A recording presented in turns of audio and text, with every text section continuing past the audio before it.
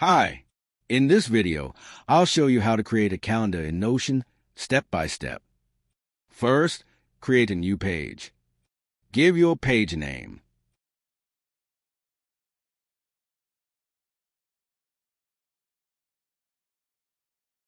Inside the page, type a /.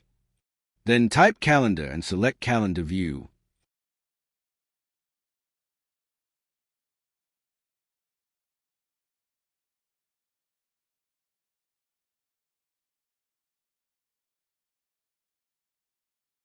Now, name your calendar.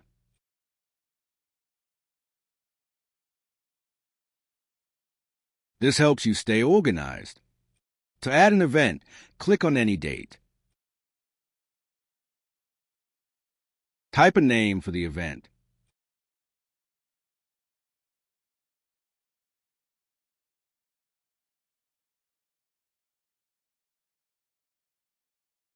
If you want to change the event date, click on the event.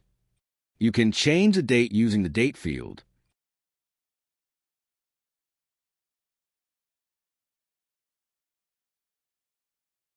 You can also drag and drop events to different dates. And that's how you create a calendar in Notion.